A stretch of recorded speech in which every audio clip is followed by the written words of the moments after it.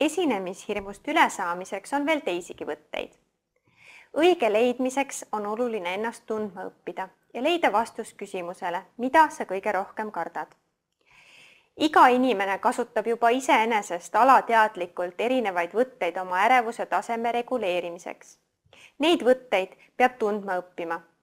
Kui rääkida üldiselt, siis, kui sinu ärevus on pigem kehalist laadi, nagu punastamine, värisemine, hääle murdumine või higistamine, tuleb saavutada oma keha üle suurem kontroll.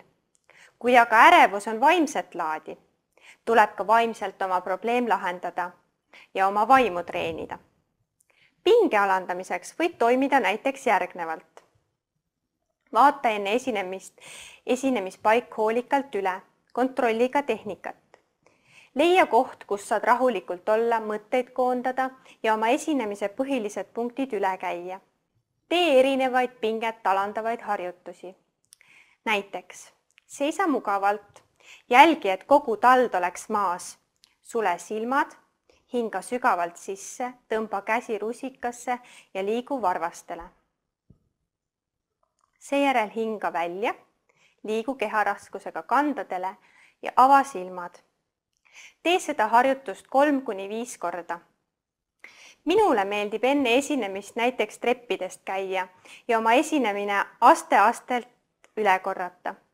Selline liikumine aitab mul mõtteid hirmult veidi mujale viia. Esinemishirmu võivad vähendada ka mitmesugused pealtnäha teisejärgulised asjad. Näiteks, kui mõtled hoolikalt läbi, mis sa selga jalga paned. Oluline on, et sa oleksid küll puhas ja korrektne, kuid samas ei maksa ka oma mugavust alahinnata. Oluline on jääda iseendaks. Kui sa oled tossukandja, jää oma liistudele kindlaks ja ära koperda ramale 10 cm kontsadega. Pikema esinemise tarbeks võiksid varuda ka joogipudeli, mullideta veega ja klaasi, kust sa vett juua plaanid. Ära kulista vett otse pudelist.